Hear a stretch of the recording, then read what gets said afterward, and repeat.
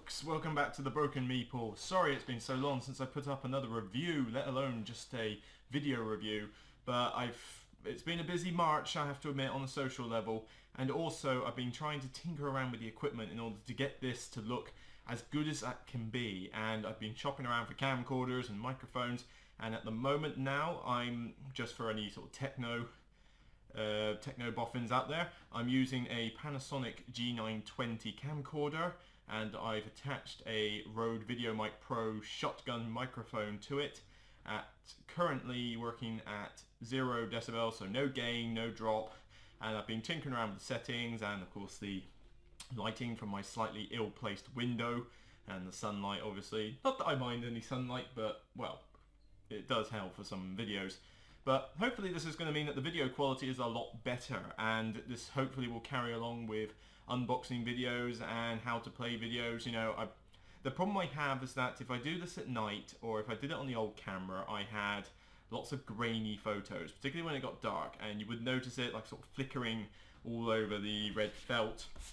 Anything that was black, anything like boxes, for example, this would be grainy, and it just didn't look good enough for me. I don't know, maybe I'm a perfectionist, trying to get my words out there, but oh well, there's enough techno nonsense. Let's actually get on to the point of this review, and that's to review this game, Tales of the Arabian Nights. Now, you might have seen my unboxing video a while back, which basically had me going all giddy for this game, you know, wanting me to, oh, I really want to play this game. I've been waiting for the reprint for so long, and finally it came back out. Got it pretty much the day it came out. I was making certain I got it before the stock went out again, because I think it did do that. And it's time to basically tell you what my thoughts are and whether it was worth the wait and the hype.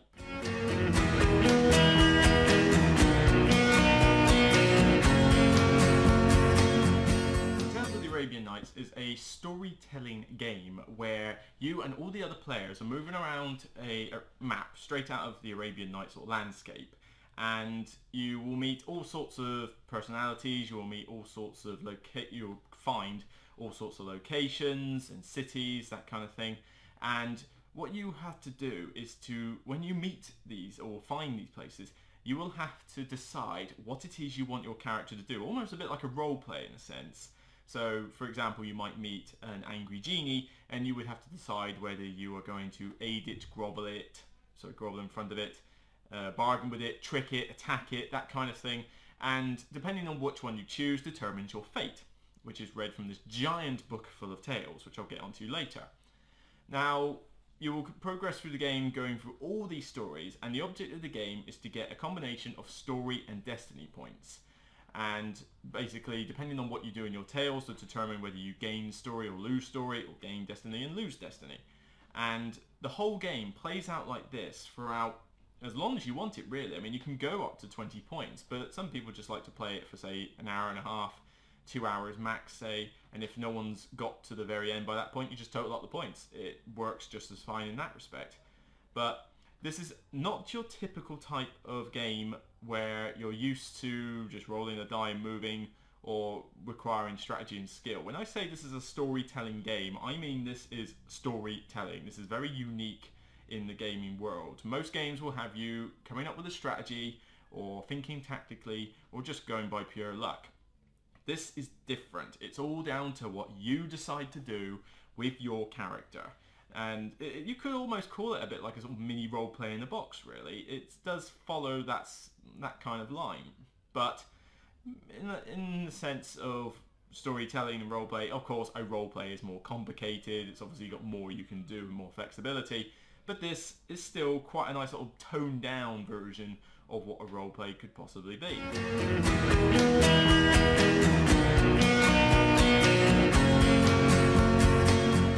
Component-wise, this thing's great. I mean, you can see the box cover already looks good, and this is a sturdy box. You know, this is a chunky looking box.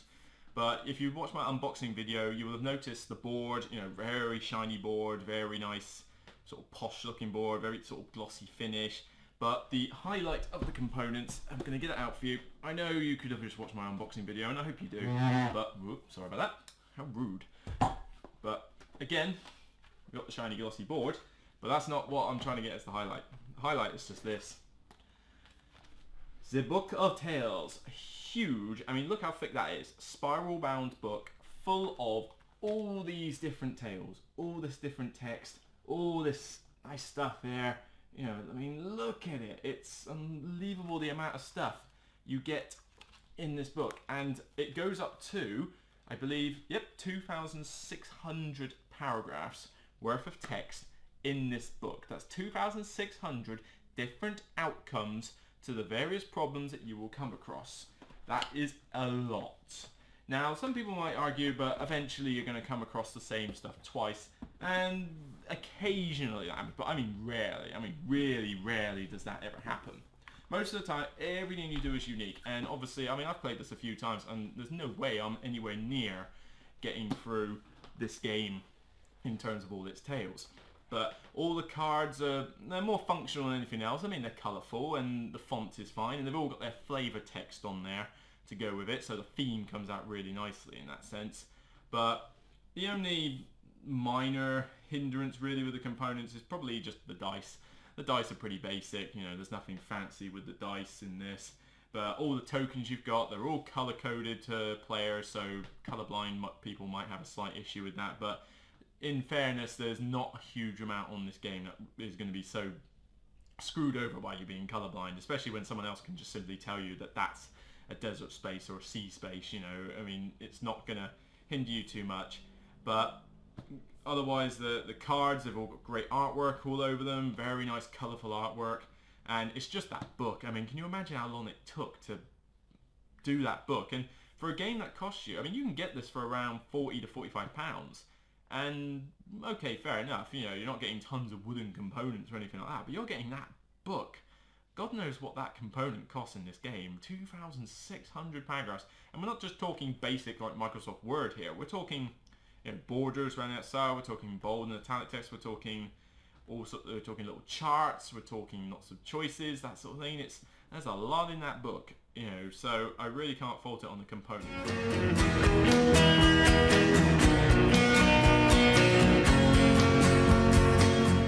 This game just oozes theme. I mean, the whole theme of Tales of the Arabian Nights comes out here. You wouldn't be able to put any other theme on this because it's all related to Arabian Nights stuff. So you've got genies and, you know, city. Think Aladdin, think Sinbad, think all those types of adventures, and that's the sort of thing you get in this game. You could possibly stick a re-theme, like you could call it a James Bond style game, and then all the tales would be about what you did as you were going around your spy ventures. But then you would need an entirely new book and an entirely new map. You know, in here, it's Arabian Nights. It's all the stuff you've read in those books or seen on those shows, and it just comes out in the tale book fantastically. Now, the thing to stress is that this is a storytelling adventure. This is not a strategy game. It's not a tactical game. It is not even a roll and move dice game. It is probably I would call it a sort of toned down version of a role play in a sense. I mean, you get role RPG games, and you know, you'll be told by your DM, GM, that you come across a particular person and you then have to talk to them freely. You know, that's the complex version. This is a toned down version where you just have to choose your reaction to them. But the tales, I mean, it's one of those types of games where you just feel that you can't win sometimes, because, you know, occasionally you will make the right choice and you'll think, yes, that's good, it's just a little beggar on the street, you know, that's no problem, I'll help the beggar and give him a little bit of money. And then it turns out the beggar turns into a witch and then bewitches you, and then you're a slave for ages. You know, you just don't see these things coming. But it's hilarious when you see the problems that some people face when these tales go astray for them. I mean, and you can really just, you can play the game however you like. If you want to be a goody-goody two-shoes, then go right ahead. Aid everyone in sight, and then watch how all the people take advantage of you as a result. One thing that people love to do is, like, we'll go back to the beggar example, is that you see a lonely beggar on the street. You know what, I'm going to punch him. You know, I'm going to beat him. I'm going to rob him and then beat him and then kick him while he's down and that. And it turns out that sometimes it's a bad thing to do and sometimes it's a good thing. Don't know, well, don't ask me to quote on how that's a good thing. I certainly don't condone that sort of thing in real life. But you can do it in this game and it's just hilarious, the stuff that comes up. I mean, I'll give you an example. I'll give you two examples of particular stories, right, that have happened. A friend of mine, Justin, when I showed him this game first, he went for a Sinbad sailor type character, so seamanship skills, that sort of thing, and his adventure was that he was going to sail the high seas and do loads of adventures on there. First thing he comes across is a giant dendon. A dendon is a kind of sort of a bit like a giant whale, giant fish. It's a mythological creature, that kind of thing. And he thinks, right, I'm going to attack it. We're all good. I am Sinbad. I can deal with this sort of thing. The dendon then just proceeds to completely obliterate his ship, kill half of his crew, forcing him to retreat to shores, to which he is then grief-stricken for most of the game as he tries to contemplate, oh no, I've lost all my crew. And, I'm a bad sailor, I'm a bad sailor. It's like really completely went wrong for him as he tried to take on this giant killer whale, effectively. It worked for Ahad, it's not going to work for you. Which is brilliant. A second story would be my own personal one, which was in the same game actually, where I found you can find treasure items in this, and they each have different abilities and powers. But one I found, it was an ebony horse idol thing, and it gave me the power to teleport across the board. But every time I used it, I had to then encounter a pursuing sage, specifically a pursuing sage, which is in the books and that, and I must have encountered them about 7 times in quick succession because I was just teleporting all over the shop. And there was about 12 to 15 choices I could pick for this thing. And every time I made a choice, even though I made it different each time, I got screwed over. I tried to attack it, he beats me senseless, and I end up having to waste the turn. I try to bargain him, he sees through my deception, and then tricks me ever again. I try to run away, he catches up to me, and I have to get beaten again, and I just could not win. It was 6 or 7 times I ran away from this pursuing sage, and he kept coming after me, presumably to get his idol back, and it's like, no, I'm not letting it go, it's mine, you can't have it, I'm not giving it back to you. And eventually I just gave up and just thought, alright, that's it, I'm never going to admit it, I'm going to grovel in front of this pursuing sage. I can't win, please just stop it, stop beating me up, senseless. And he felt sorry for me and gave me a nice little reward and said I could keep the idol. I wanted to so kill that pursuing sage. For all the times I tried to attack him, run away from him, bargain with him, trick him, and I got screwed over each time. And then all I had to do was just grovel like a little wuss in front of the guy so that he would let me go in that. But it was enough to get me free so I could win the game after that. But it was just, it was so frustrating having to deal with this sage. A pedantic pursuing sage, effectively. Not the sort of person you want to be on the wrong side of. But those are just 2 examples. You can get so much out of this game in terms of stories, and every time you play this, it will happen differently. You will never have the same game twice with this, so the longevity is through the roof when it comes to this game. You will at one point be doing, like I say, the Sinbad sailor thing. Another time you'll be trying to delve into dungeons and grabbing treasures. One game you might decide to be a seductress princess or something, and you want to use your appearance and your seductive talents and art of deception, to get your way around. You might just be a thief in another game. You might be a pious priest, and you just want to go around with your infinite wisdom and, praying powers and hope that Allah will keep you safe. There's so many ways you can play it, and you can chop and change your character throughout the game, but traditionally, because you can pick all these different skills at the start of the game, like I say, wisdom, piety, deception, storytelling,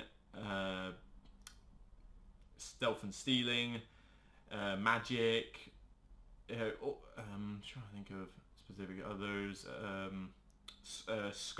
scholarship, all sorts of skills. There are a lot of them, and you will pick 3 to begin with, but you can pick up loads during the game, and you can upgrade them to master level, which allows you to tinker around a bit more with the fate side of things in this game, in the sense of which paragraphs you have to read from the book, because as well as choosing what you want to do, there is also a little destiny dice with a plus and minus symbol on it, and when you choose your reaction to a particular scenario, another person will have this great matrix chart in front of them which has a grid of all the different paragraph numbers, and they will read out the number, but you have a little destiny dice that can potentially add 1 or subtract 1 from that number, so that the paragraph slightly differs. So you can't always just like, you know, you can't just puzzle it out, you can't plot, yes, I'll do that and everything will be fine, because Destiny might have other ideas for you.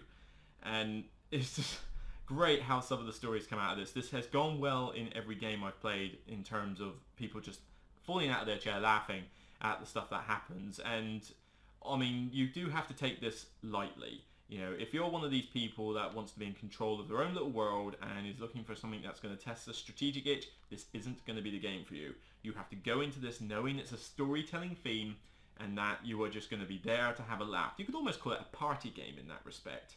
You know, I mean, one flaw I have with the game is the winning condition. Once you are trying to get a mix of story and Destiny points, and once you are done with that, you have to then return to Baghdad.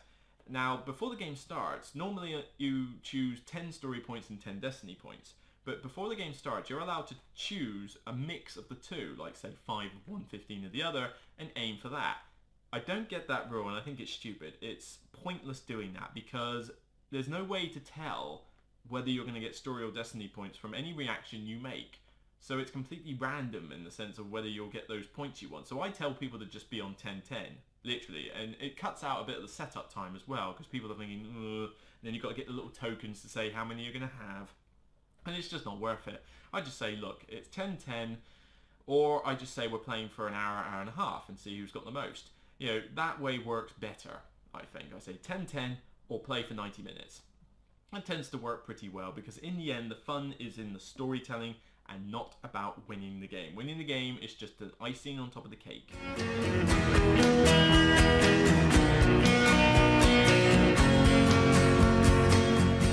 Touching back on the longevity side of things, I've already mentioned a little bit in the previous segment about that there's plenty of variety in this game, and there's 2,600 paragraphs in that book. Rarely have I seen anybody come across the same paragraph twice. And if they have, it's usually been in different games, which means people aren't necessarily aware of what is going to happen. And the only reason I remember it is just because I've got a fairly good memory when it comes to these sort of things. And, you know, it doesn't even really affect me, because in the end, somebody else is taking that story. And also, when you get the particular reaction, there's no way you can remember, oh, hang on, I've just found a crooked witch. Therefore, if I choose that paragraph, I will end up with this result, which I've got this skill. It just doesn't happen. Nobody has got the eidetic memory to think back that far, and to be honest, it's too light-hearted to really go to such depths. You know, if you're one of these people that is trying to puzzle out this game and remember that sort of stuff, then stop playing this game. Okay, you're ruining it. All right, flat. But you know, and the chances are you won't come across it and say that. I've had one occasion where somebody did manage to get the same paragraph twice. It was by complete fluke. It was just by random chance, and they did abuse it a little bit in the sense that they thought, oh, hang on, I had a good result from that last time. Right, I'll choose exactly the same one again this time. Don't play like that if that happens to you, okay? House rule, choose a different reaction. If you are trying to cheat, like I call that cheating effectively with this game, and I know that sounds like a negative, but rarely does that happen, and I think it was just a complete fluke that it happened in that game, you know, and I think that was mainly because he somehow managed to use an item that got him the same card twice, you know, so it just really does not happen in this game, so don't let that put you off. I'm just saying that there is the occasional time where you might catch a repeated paragraph, or something might sound familiar to you, but there's going to be a lot more in this game that you haven't discovered compared to what you have, because loads of different paragraphs for different reactions. And I mean, I'll get the box out again actually on that front. Going back to the reaction side of things, if I can get the chart, because what you will have is, where is it? There we go. No, that's the rules. That's not it. There we are. Reaction matrix. There's some on the back, and there's all this. Hopefully you can sort of get a gist of what I'm showing you there. But essentially, you have the grids of all your reactions. You have all the reactions there, and the personality types of whatever you found, and there's all these numbers. All these numbers depending on it, and that's just one matrix. There's 4 there. There's another 1, 2, 3, 4, 5, 6, 7 there. And there's another 4 giant ones on here. So there is a lot in this game to keep you going in terms of tails and essentially like keeping the variation open. So do not worry too much about my previous negative of, that you will get repeated paragraphs. It will happen so rarely that it's not really going to be a major concern to you.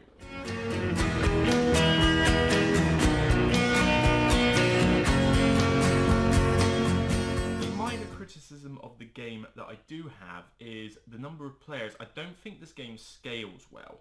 The game can go from 2 to 6 players. Now, I recommend you don't play this game unless you are like a big group and you are just looking for a light-hearted fun and you keep to a time limit. I don't recommend playing this game with more than 4 players, because what happens in the game is that one person is taking their turn, so he's doing all the thinking and reacting. One player to his left, I believe, is reading out the Book of Tales. And so he's got the job of looking through and doing the reading, and he can do it in a dramatic storytelling voice, with a big booming voice like it's an English literature class or something. That always adds to the fun. And the person on the right is looking up the reaction matrix to see what reaction he's got. Now, fair enough, that's not the most enticing job in the world, but at least it gets the player doing something. In a 4-player game, there is one player that's doing nothing on that turn except listening to the story and having a laugh. Now that's fine when that only happens once in every 4 turns, but if you play this with 5 or 6 players, you're going to get 2 or 3 people that are sitting there not doing much and probably waiting for the thing to come back round so it's their turn. And depending on how many skills people have got or how AP they are, I mean, AP doesn't really have much of an issue in this game at all. So that's one positive thing for it.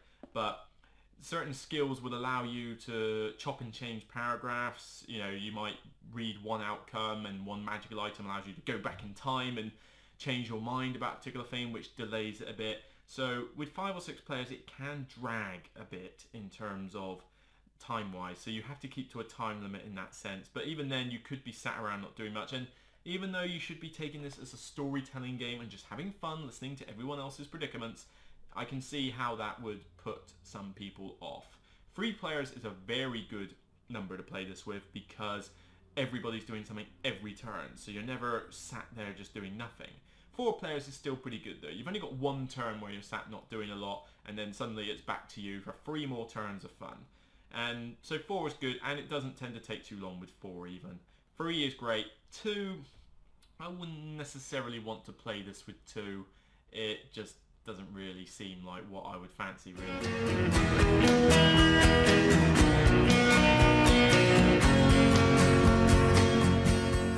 So the final verdict for Tales of the Arabian Nights. I love this game. In terms of thematic games, and I like games with theme. I mean, I don't like just games with theme. I mean, come on, let's look at... I'm not sure if you can see here, you've got things like Terra Mystica over there. The theme on that is pretty light. Lords of Waterdeep up above my head is not the most... The theme is a little tacked on there, but I will happily play games that don't have a lot of theme. So it's not just thematic games I love, but when it comes to theme, this thing just... it drips from this game so much with the tales and that. And you have to just go into this as a light-hearted storytelling game. Don't go into it thinking, right, this is my game, I'm going to win, this is for me. No, the whole enjoyment of this game is reading that book of tales and seeing the predicaments that everybody ends up in, including yourself. Those 2 stories I gave you earlier, those were some of the most enjoyable parts of that game, and there was still plenty more funny escapades that happened during that game. I didn't care about the fact that I'd won in the end. I could have happily lost that game, and that's one thing that this game really does well, because I'm a competitive person. I like to win games, fair enough. I don't deny that. I'm not ashamed of it. It's just, I am quite competitive, but I do play board games to have fun, not just to win. So, well, not just to win, not to win, period. I'm competitive, but if I lose a game, I don't care. But anyway, and... But with Tales of Arabian Nights, you just don't care about winning. I mean, you could almost get rid of the 20 story point requirement and just go for 90 minutes and see who's got the highest, they win, big deal. You're just playing this to have fun with the book. And it's gone over well with all new players. People have asked, oh, what's this game? You read from a book. And the best way I like to describe it to them is I don't know what they were called. They were fantasy books, and I used to have a whole collection of these things. And they would be like the Warlock of Skulltop Mountain or something. And it was those adventure books that you had as a kid, where you would start off, you would read, and you go, you enter the pub, and a orc looks at you from the other side of the table. Do you A, go and talk to the orc? Do you B, go and sit over in another table? Do you C, call him out, ask him what he's staring at, and punch him out? And then whichever one you chose, you went to a different paragraph in the book, read on, and then you'd have another choice, go to another paragraph, and you would either die or get to the very end. Those books were great. I used to love those as a kid. This is that in a box. That is what you best describe this game as. It's one of those adventure fantasy books in a board game which multiple people can turn up in, and with the slight, I mean, I wish you could die a bit easier in this game. You know, I know that sounds a little bit morbid, but you know, bad things can happen to you, but it's very difficult to actually get killed in this game. I think I came close, but it's very difficult to die, and if you do, you just spawn back with a different character. I wish there was a little bit more peril in that sense, but that's a really minor niggle, and I think most people would be happy that you just don't end up dying. You have something bad happen to you. You might be a penniless beggar, you might end up being a slave to someone, you might be in prison, that kind of thing, but at least you're not actually dead. Your story will continue. So that's probably a good thing for more people. But for between £40 to £45, that's probably the maximum you should be paying for this in the UK. And just for the amount of laughter you can have with this game, I mean, you could almost put this alongside your party games collection. It's almost a bit like that, like party game with a story. There's one or two variants you can find online for how to vary the game, but personally I think just best way to play this game is to say enough with choosing your starting points, just go for 10 stories, 10 destiny, and play up to a time limit or to whoever finishes first within 90 minutes, and just take it on the chin as a light game. It's not heavy, it's not difficult to pick up or understand. You know, I wouldn't call it a gateway game, but it's certainly one that you could get non-gamers into with relative ease. I have played this with non-gamers and it's gone down really well, so it's very accessible to them. So I'm going to give this a high mark. I believe this is, I don't know, have I ranked it 8, I think, on BoardGameGeek? You know, it's not perfect, you know, and sometimes, you know, I wish there was maybe a little bit more control sometimes over certain things, but in general, it's a great thematic game of storytelling that you can just sit around and have a laugh with. So, Tales of the Arabian Nights, that's my verdict of this game. I thank you for putting up with the delay that this blog has had in order to get more reviews out. Now that hopefully this equipment has made this video a lot better for you to watch and listen to. So if that's the case, I would much appreciate your comments to just reflect on the video and audio quality and see whether you prefer this or whether I need to do some more tinkering around with the settings and that. But if all goes well, expect to see a lot more videos coming out, and I will get back round to writing some reviews on the actual blog as well. So that's it for me. I'm Luke at the Broken Meeple. Thank you for watching, and I'll see you soon.